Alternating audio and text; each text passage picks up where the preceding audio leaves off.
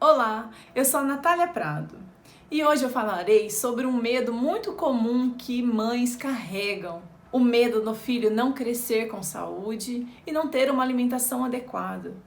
E por que nós temos essa preocupação? Por que isso nos aflige tanto? Confira comigo que eu darei passo a passo de como mudar o rumo dessa história. Nós carregamos uma responsabilidade grande, exclusiva e única de nutrir o nosso filho. E isso acontece desde o momento da gestação. Quando a gente descobre que está grávida, a nossa alimentação já muda para que o nosso filho cresça saudável. E eu quero te fazer um convite. Você se lembra quando o seu filho entrou na sua vida e você foi inundada de um amor imenso? Eu me lembro perfeitamente de como isso aconteceu para mim e do convite que eu recebi para aprender e crescer com a maternidade.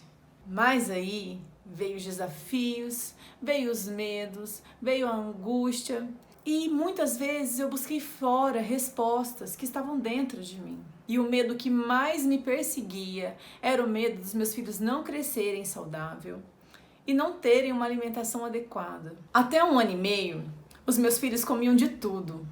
Tudo que eu oferecia, eles comiam. E quando eles completaram 2 anos, o jogo virou e a minha vida se tornou um caos. E no meio de muita frustração, de muita preocupação, porque eles não comiam, rejeitavam muitos dos alimentos que eu oferecia. E isso foi me afligindo de uma maneira que eu não sabia mais o que fazer para poder reverter essa situação. Então procurei ajuda, fui a vários médicos especialistas, e li muito a respeito. Eu não consegui ter um retorno satisfatório de tudo isso. E depois de muitas buscas, o instinto materno aguçou e falou mais alto. E eu passei a observá-los. Eu comecei a vê-los de uma maneira diferente. E uma coisa que eu observei e me chamou muita atenção foi o fato dos meus filhos amarem brincar. E isso me deu um start. Eu falei, poxa, os meninos gostam tanto de brincar. E eu percebi que toda vez que eu convidava eles para brincar, eles paravam o que estavam fazendo e me atendiam de prontidão. E aí eu vi que assim eu conseguia ter a atenção deles. E em meio à dificuldade, eu vi uma oportunidade. E eu quis fazer diferente. Eu levei a brincadeira nos momentos da refeição. Claro, sempre com muito respeito ao alimento, sem desperdício.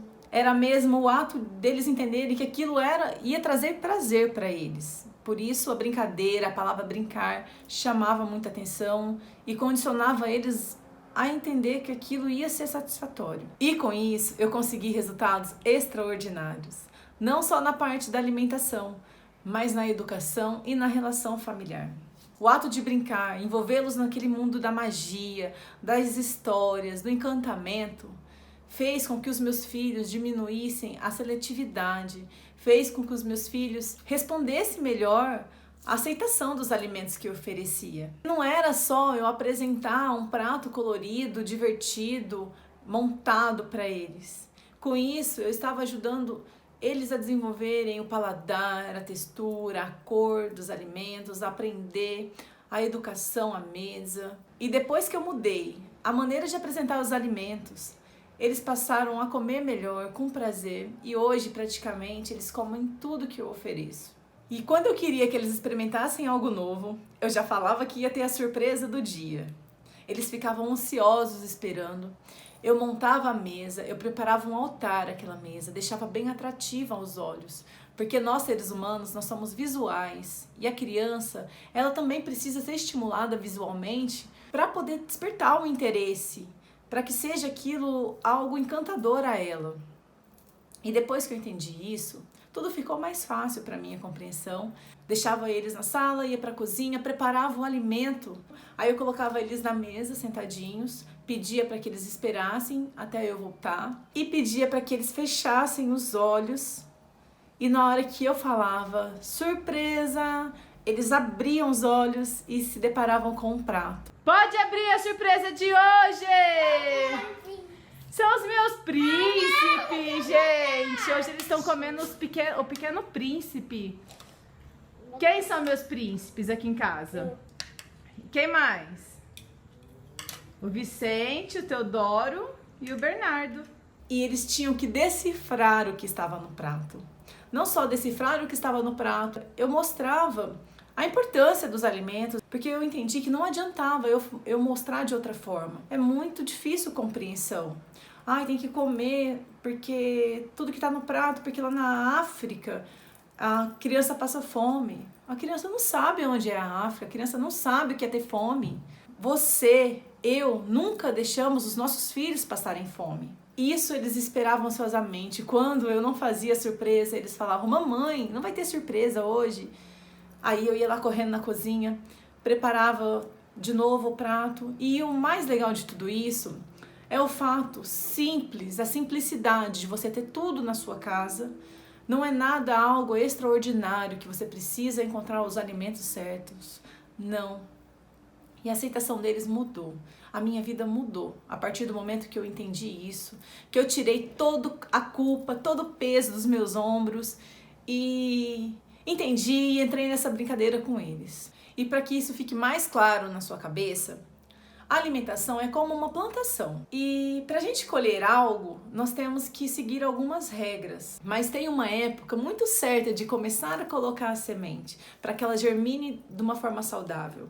A época que eu digo é a partir de 1 ano e meio, que você começa a condicionar essa criança nesse mundo, nessa brincadeira, tornando tudo muito mágico, muito prazeroso. Um outro ponto é manter a terra livre de ervas daninhas, de insetos. Mas para isso exige empenho, exige dedicação, exige paciência, exige constância. O que eu quero dizer com isso é que tudo depende de nós, da nossa disposição. O fato de não deixar a criança beliscar é importantíssimo. A gente tem que livrar das ervas daninhas.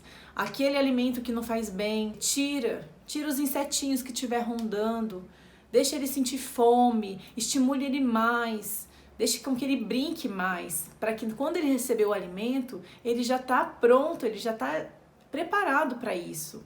E é indispensável adubar o solo, fornecer a ele os nutrientes que ele precisa.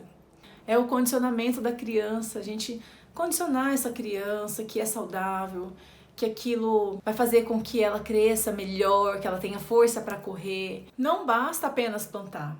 Não é preciso ser um grande produtor rural para entender que é necessário regar, adubar, combater as ervas daninhas. E um outro ponto fundamental e importante para a gente fazer a plantação é a gente sempre fornecer água. Sem a água não tem vida. O que eu quero dizer com isso é que o seu filho precisa de atenção constante e suficiente para que no momento da alimentação ele não precise chamar a sua atenção de outra forma. Porque muitas crianças fazem isso. Porque é o único momento que a mamãe senta, que o papai senta com ele à mesa, é o momento que ele quer chamar a sua atenção de alguma forma e ele desconta isso no alimento. Então é importantíssimo que você tenha consciência que você precisa dar uma atenção antes para ele, para que ele sinta mais abraçado, mais hidratado. A água significa atenção. Qualquer um é capaz de entender isso. Mas quando nós aplicamos essa regra, de tão simples, passam despercebidas. A alimentação, ela é como a plantação. Ela exige tempo, ela exige paciência. Não é da noite para o dia que isso vai acontecer. Exige todo um preparo. E é esse preparo que você tem que seguir para que você tenha sucesso, para que seu filho alimente da melhor forma possível, para que acabe os estresses dentro da sua casa, que seu filho não fique traumatizado e nem você. E para o seu filho crescer saudável, crescer nutrido, não só de alimentos, mas de uma relação familiar tranquila, sem trauma, sem pressão, e tornar o momento da alimentação satisfatório para você, eu dividi em 3 passos, que são a base do processo. E o primeiro passo é: pare de reclamar e rotular seu filho. Entender esse passo é fundamental para que tudo dê certo. Quando nós reclamamos, nós estamos jogando uma negatividade no ar, onde a criança, como esponja, absorve toda essa negatividade. E isso não é bom para ninguém. Se você pratica o ato de reclamar, ai, meu filho não come, não sei mais o que fazer, ai, nem adianta oferecer isso para ele que ele não vai comer. O que fazer para o meu filho comer saudável? Já não sei mais o que fazer. o ato dessas reclamações só vai gerar mais negatividade. Quando essas afirmações são feitas, as crianças entendem como verdades absolutas. E elas passam a assumir essa personalidade, como se não pudesse ser nada mais além do rótulo dado pelos pais, pelos cuidadores. Acredite, você está fazendo de tudo para que seu filho coma melhor e que essa fase ruim vai passar. Então para de rotular seu filho e deixa ele mudar, que ele pode te surpreender. Acredite, a mudança vai acontecer. E evite rotular seu filho, principalmente na frente dele. Eu vou contar uma história que aconteceu comigo quando eu acompanhava um casal de gêmeos que tinha mais ou menos 8 anos de idade. A mãe chegou para mim e disse: Natália, a fulana não come nada, isso me preocupa. Eu não sei mais o que fazer para ela comer melhor. Já o irmão, ele come tudo que eu ofereço, ele é exemplar, e isso tudo na frente da criança. Ela estava expondo a situação na frente da criança. E aí eu comecei um processo. Eu comecei a trazê-los para próximo de mim, sem obrigação, só mesmo para me conhecer. E eu passei a observá-los. Eu via o comportamento do irmão e da irmã. O irmão, tudo que ele comia, realmente tudo. Ele comia e mostrava para ela: olha, você já não come. O tempo inteiro a afirmação negativa em cima da criança. O tempo inteiro ela foi rotulada, não só pela mãe, mas pelo irmão que convivia.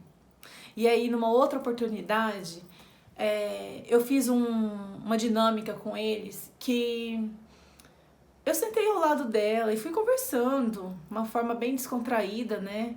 Para entender realmente o motivo. E eu percebi que era totalmente comportamental. A menina, por já estar rotulada a não comer, ela não comia. E nem se mostrava interesse pelo alimento. E o fato de serem gêmeos e estarem muito próximos, o menino viu oferecendo a comida para ela, conversando. Ele falou assim: para, tia, ela não come. Você lembra que ela não come nada? Ela nunca vai comer. Aí eu falei, me deu um start, eu falei: olha, eu vou começar a ter um atendimento separado deles. Tenta em casa, mãe. Tudo que vocês fizerem, tenta separar os dois. Para a criança, para ela ter o momento dela e ele não atrapalhar o momento dela também. E isso foi fundamental. Esse entendimento para a mãe fazia sentido, porque ela via realmente que era uma coisa que atrapalhava. E aí, depois disso, melhorou. Não mudou totalmente, porque ela já estava mais velha e isso é um processo mais lento. Mas essa história me marcou de uma maneira que eu conto sempre. O poder do rótulo é péssimo, mães. Não rotulem o filho de vocês. O segundo passo é: seja o exemplo. Entender isso é fundamental. Como exigir que seu filho coma bem, que tenha hábitos saudáveis, se você não pratica isso, se você não tem esses hábitos? A criança, ela aprende por imitação. É só por imitação que ela aprende. Principalmente quando é bebê, que você está ensinando ela a falar. O que você primeiro faz? Não fica falando papai, mamãe. Você fala para que ela repita, para que ela reproduza. Então o exemplo dos pais é fundamental. Não tem como tratar nenhum problema se você não for o exemplo. Eu costumo dizer que as crianças vieram para nos tornar pessoas melhores. Os filhos vieram para isso. E pensando nisso, seja uma pessoa melhor do que você é hoje. O hábito ruim que você tem hoje, tira. Não deixe que isso influencie seu filho de uma forma negativa. E um fato importantíssimo é seu exemplo. Fazer as refeições na mesa de jantar. Eu sempre bato nessa tecla, porque ela faz muito sentido. Quando a gente cria o hábito de sentar à mesa, é um momento de comunhão que o alimento nos traz. É o momento que você senta, fica na altura do seu filho, que você deixa o celular de lado, desliga a TV, que você olha nos olhos do teu filho, que você dá atenção a ele dessa forma, que vocês comam o mesmo alimento e compartilha daquela felicidade, daquela alegria, traz na mesa as suas dificuldades do trabalho, para a criança saber que nada é fácil. Você está educando o seu filho dessa maneira, você está trazendo a ele a responsabilidade de ter esse compromisso com você na mesa, porque você está comendo, ele vai sentir que também tem que ser estimulado dessa maneira, com respeito, com paciência. Então eu costumo dizer que a mesa de jantar, ela tem que ser um altar na sua casa, um altar aonde vocês vão celebrar a família, celebrar a união, celebrar a comunhão. É uma regra básica, todo mundo precisa se alimentar, todo mundo precisa fazer as refeições, mas façam da mesa, crie esse ritual.